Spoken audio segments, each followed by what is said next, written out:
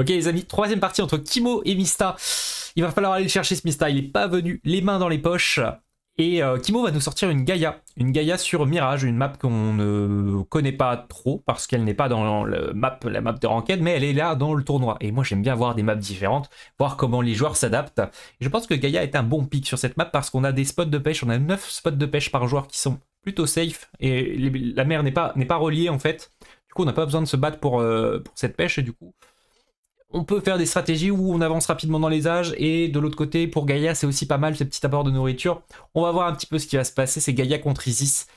Je vous laisse regarder ça. Attends mais Gaïa était dans la draft mais Gaïa n'était pas dans la draft, mais Gaïa va être jouée. Ok. Gaïa, j'ai dit Gaïa sur Mirage, c'est très fort. Kimo joue Gaïa. Kimo est mené 2-0 par Mista. Kimo joue Gaïa contre Isis. Oh Sky. Sky, t'étais pas là. Mais je t'ai dit, il y a un joueur sur AOM qui était extrêmement fort. La prophétie est là, mais je croyais qu'elle était pas dans la draft. Il y a un petit truc sur AOM que tu dois savoir. Il y avait un joueur sur AOM qui s'appelait Magyar, qui était un des joueurs les plus forts d'AOM de tous les temps. Égalité avec Mista, on va dire à peu près de termes de niveau. Et ce joueur, Magyar, c'est Vivisachi sur LoL. C'est le top laner des UOL. Là. Enfin, à l'époque. Maintenant, je sais pas s'il joue encore. Et je trouvais ça marrant qu'il soit pro sur 2 jeux. Quoi. Quand t'es fort sur un jeu vidéo, généralement t'es fort sur 2 jeux vidéo. Mais oh là là, oh le scout est un peu loin. Ok, c'est pas grave, c'est pas grave. Wow, ok. Et je pense que sur cette map, Kimo est fort. Hein. Ouais, c'est vrai, c'est vrai. Vraie info, vraie info. Et il revient de temps en temps sur AOM. C'est malheureux, il a pas joué sur Ritual là, mais il doit avoir peut-être des tournois sur LoL. Il peut pas combiner les deux. Hein. Il peut pas faire les deux. C'est très amusant. Alors je pense que Gaïa est très forte sur cette map les gars. On a vu tout à l'heure Recon gagner avec Gaïa. Et là je pense qu'on va voir on va avoir un beau match. Par contre on fait face à une Isis. On va faire face à une Isis. Alors on a mis ses scouts vraiment dans les corners. On a le temps de scout un petit peu quand même non? Il veut scout avec un seul oracle. Il a peur de quelque chose mais je ne sais pas de quoi. Je ne saurais pas dire de quoi. On va regarder le build order de Kimo. Le build order, ça c'est un build order Isis sur l'eau. Hein. C'est-à-dire que c'est le même sur Medit, enfin à l'ancienne, et ça doit être le même sur Anatolie à peu près. Ok. Et du côté de Kimo, c'est à peu près le même build order que Recon. Hein. Oui, je me souviens. On avait 3 nourritures, un héros au bois et un héros à la nourriture. Ça nous suffit pour produire les bateaux en continu. Et on va avoir assez pour jouer... construire le temple. C'est vrai que sur LoL c'est un giga vieillard, oui. C'est... Bah de toute façon tous les joueurs d'AOM sont vieux. Hein. C'est-à-dire que si t'as moins de 30 ans et que t'es joueur d'AOM, c'est très spécial. Kimo doit être jeune. Il jouait pas au... Enfin jeune. Je pense qu'il a plus de 25 ans, mais c'est jeune pour AOM quoi.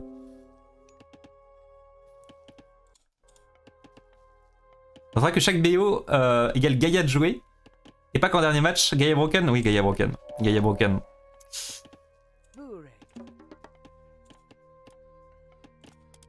Ok. Alors au niveau du match-up, avantage Isis. Mais sur cette map, ça joue. Est-ce que Mista a regardé ma vidéo comment gagner ses games en 10 minutes et va nous proposer un push très agressif H3 avec Ancêtre Eclipse sur la Gaïa qui va se retrouver fort démuni face à un Ancêtre Eclipse sur un TC. On fait ces 2 upgrades du côté d'Isis, c'est bien fait. Hein. La pioche qui est mandatory, on va dire qu'obligatoire, et Crue du Nil qui est une très bonne upgrade également. Il y a du monde de l'univers LoL sur AOM, mais il y en a du monde, Après, les joueurs de LoL n'ont pas joué qu'à LoL toute leur vie, peut-être. Ils ont eu une enfance. Après, peut-être que si vous aviez joué à LoL à partir de 12 ans, on a le niveau de Caliste, quoi. En fait, maintenant, pour être pro sur LoL, il faut vraiment commencer le jeu à 8 ans, quoi. Hein, j'ai l'impression, c'est impossible. Il y a trop de niveaux sur LoL. C'est incroyable le niveau des joueurs. Même au global, le niveau des joueurs sur tous les jeux a augmenté. Hein. Peut-être sur les FPS, tout le monde a été fort sur CS. Les joueurs d'il y a des années, j'ai l'impression qu'ils sont toujours aussi forts que maintenant. Mais maintenant, il y a des coachs, il y a des gens qui théorycraftent un peu tout. Le niveau à Skyrocket sur à peu près tous les jeux. Hein. Et c'est d'autant plus agréable à regarder des compétitions, je trouve. C'est d'autant plus agréable de regarder ça. Ah, on n'a pas encore de coach AOM. Hein. Les joueurs théorycraftent par eux-mêmes. Mais je ne désespère pas. Peut-être qu'un jour, voilà, je serai coach à AOM. Non, ça n'arrivera jamais, les gars. On passe Bastet du côté de l'Aïdis. On n'est pas pressé. Hein. Je pense que on va face théorique du côté de Mista et on va mettre un gros push dans la tête de Kimo. A savoir que les Goldmine, là, quand même, on a de la back Goldmine ici. On a nos 9 bateaux de pêche du côté de Kimo. Je pense que c'est également le cas du côté de Mista. Voilà. Le petit apport de foot, c'est marrant parce que c'est pas une map haut, tu vois. Ok, on va jouer sur 2TC. On va pas mettre un push très agressif. Ok, on va jouer 2TC. Et on va passer héroïque genre vers 10 minutes du côté de Mista. Je pense que c'est le plan de jeu. T'as rappelé qui coach à 30 € l'heure? Ok, ok. Bah après les prix des coachings, les gars, c'est comme ça dans tous les jeux. Hein. En fait, tu peux pas dire bah, je coach 1 heure à quelqu'un sans. Enfin, faut que ta vie serve à quelque chose. J'ai l'impression, tu vois, ton temps est précieux aussi.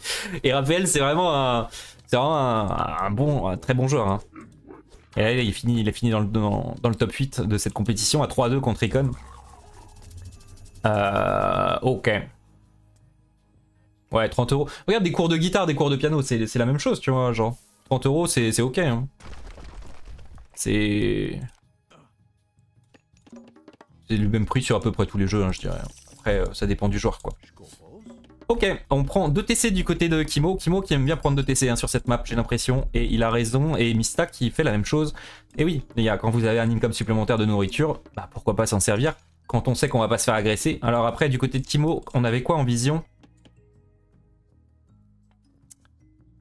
Du côté de Kimo, on est un peu in the dark. On sait pas si... Oh, on a cassé la plante. On a cassé la plante pour forcer à un Kébénite de la part de Mista. Ok, la petite plante qui nous fait de l'idle time et qui force la création d'un bateau. J'aime bien, j'aime bien, j'aime bien. Cette plante qui n'a pas une utilité fondamentale dans le match-up sinon. Perso, je trouve ça stylé les jeux comme AOM où il y a encore beaucoup de choses à découvrir. Ouais, et surtout que le jeu vient de sortir, toute la méta a évolué, tu vois. Alors évidemment, les gens qui ont des connaissances sur AOM, sur les match-up, les unités, ils ont un petit avantage. Mais il y a tellement de choses à découvrir, tellement de... Enfin, la méta est quand même revisitée de fou. Hein. Tous les petits changements qu'ils ont fait cumuler, ça change beaucoup de choses. Ok, on up ses tours du côté de Kimo. On va venir à bout de cette plante. On va boomer tranquillement des deux côtés. Et là, la même chose que la game précédente. Vous voyez, le grade filet cernant qui est pré-Q du côté de Mista. Et oui, on a 9 bateaux. On veut absolument pré-Q ça. On pré-Q l'or aussi. Ok, on est vraiment dans une game de boom ici. Ça va être tranquille. Après, en boom contre boom... La Gaïa, on va la laisser passer H3. On va passer H3 plus rapidement. On passe Neftis du côté de... Mista. Et on va passer Teia du côté de Kimo. À voir si Kimo va adopter la même stratégie avec ces petits oiseaux dont j'ai déjà oublié le nom.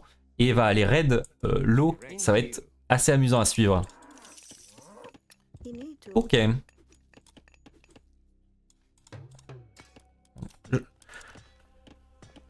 Si on laisse la Gaïa boom comme ça... Et qu'on la laisse, on va la sortir, il va faire des casernes, il va sortir full Contarius. Mista pense qu'il est bien dans la partie en adoptant ce plan de jeu. C'est sa conviction, parce que c'est exactement ce que va faire Kimo, il va sortir full Contarius, des Arcus, il va sortir les oiseaux. Ok, on fait Ancêtre Eclipse dans la base pour deny un petit peu de récolte du côté de Kimo. On va avoir 55 secondes où on ne va pas pouvoir récolter, c'est-à-dire qu'un villageois sort de là, bah, il se fait juste flinguer, mais ça coûte 2 sorts. Ça coûte 2 sorts, et ces sorts, on aime bien les avoir dans un fight contre un Atlantéen. Donc c'est un investissement très lourd. C'est un investissement lourd, mais Mista estime que ça vaut le coup. Il y a beaucoup de joueurs d'Isis qui font ça. Ok. Et les Myrmillons qui tiennent le coup. On peut même ressortir ces villageois là. Ok, on s'est fait des nights seulement 30 secondes. Hein. On peut ressortir là, c'est safe. Hop, on est tranquille. Il y a le Sphinx là qui est encore embêtant. Ok. Ah non, on a encore 2-3 mecs qui traînent, mais rien qui peut tuer des villageois. Ok, on a bien géré la situation avec Kimo. Du côté de Mista, on poursuit comment? On a un Migdol, on fait les filets cernants. Face mythique. On fasse mythique. On va envoyer les météorites dans la tête de Kimo. Alors le mythique maintenant qui est delay, on a 30 secondes de plus qu'avant. Avant ça passait 60, c'était 60 secondes pour passer mythique. Maintenant c'est 90 secondes, donc 30 secondes de plus pour Kimo pour répondre à cette agression. Et je pense que Kimo sans doute, si Kimo ne voit pas d'agression supplémentaire par rapport aux ancêtres, eh bien il va se douter qu'il va prendre météorite dans la tête. Donc ça ne m'étonnerait pas de voir peut-être un petit... il aurait peut-être dû spread ses académies militaires. Un petit maçon, quoi? Petit maçon? Ouais, mais on n'a pas les ressources. Il a envie d'aller push là. Il a envie d'aller push avec ses Contarius. On CD. Ok. Est-ce qu'on a des casernes du côté de Mista? Quelle va être la composition d'armée du côté de Mista face aux Contarius de Kimo? On va faire des Méharés, des chameliers. Chameliers qui sont efficaces contre cette cavalerie. Alors, on n'a rien à raid du côté de Kimo. Il le sait pas encore, mais il a rien à raid là. Bien wall, enfin il a l'info qu'on mine ici, on a l'info qu'on a une backmine ici. Il sait qu'il a rien à raid, mais il a envie de mettre une pression, il a surtout envie de prendre l'information. Il ne sait pas ce que fait Mista, donc là c'est plus une prise d'information. Il voit que les méharés ne sont pas up, il voit qu'il y a 3 méharés, il sait qu'il va se prendre une météorite sur la tête, il le sait. Il le sait. Est-ce que c'est si dérangeant que ça? C'est embêtant, on n'aime pas prendre une météorite, mais à ce niveau de jeu, c'est ok, en vrai. Il sait que ça peut arriver. Il est au courant. On pose l'arbre pour sortir les dryades. Et on le pose pas n'importe où. Regardez où est-ce qu'on le pose.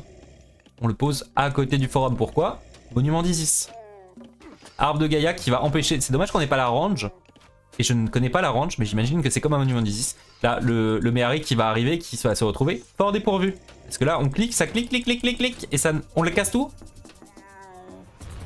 Là? Attends, ça va tomber où? Ah, il la casse là. Ça touche quand même le forum. Faut faire un truc les gars. Hein. Comment ça mon ref? C'est quoi la range de protection là? C'est trop! Bon c'est pas grave. c'est pas grave les gars. Y'a air. Ça protège de fou. Bah, tout à l'heure, il y avait le Frost, il a pas réussi à casser le Frost parce qu'il y avait l'arbre. Mais la range est ridicule, non? Ou alors c'est la range de la météorite qui est très grande. Et du coup, il la casse là. Bon, ça a cassé les casernes. Les casernes, il aurait peut-être pu un peu plus les spread, ceci dit. Ok. Mais je vous dis, en gros, ça a coûté un peu de ressources, mais il y a pas de catastrophe. Par contre, on a envie de produire ces Contarius là. On n'a pas prévu de passer mythique très rapidement du côté de Kimo. Et on est toutes les deux au niveau des up économiques. Et Mista qui va nous jouer genre vraiment le late game, les chameliers champions qui sont sortis face à ces Contarius. Ou le chamelier. J'ai l'impression que le match-up est encore géré de fou de côté de Mista. Hein. Parce que le fast mythique avec l'apport de nourriture nécessaire, supplémentaire, était aussi bien vu. Mais le fait qu'il sortent les full chameliers là, il est très bien. Après, les Contarius ça se laisse pas forcément démonter, même si c'est un counter. On va avoir le duel d'oiseaux là. Après, le phénix ne peut pas tirer dans le ciel, là où l'oiseau du lac Stafal peut lui tirer dans le ciel. Les Méharés qui viennent terminer ces Contarius. Et là, on a envie d'avoir des contre-casernes, on a envie d'avoir des catapultes, mais on n'a plus le temps de s'adapter du côté de Kimo, on n'a plus le temps. On n'a pas de contre-caserne. Ah, on continue sur les casernes. Non mais il va se faire éteindre. Et Kimo qui se fait éteindre les gars, qui se fait 3-0. 15 minutes. C'est dur. C'est dur et c'est vous dire le niveau de Mista. Ce mec connaît tous les match-up à la perfection. Et là forcément on est obligé de sortir des mirmillons. Mais les mirmillons, c'est des mirmillons moyens contre les chameliers champions. Les chameliers champions qui arrivent à 13 minutes dans ta base. T'as ça dans ta base à 13 minutes. Le mec vient de te balancer une météorite. Il t'a mis en 7 réclics pour délayer ton économie.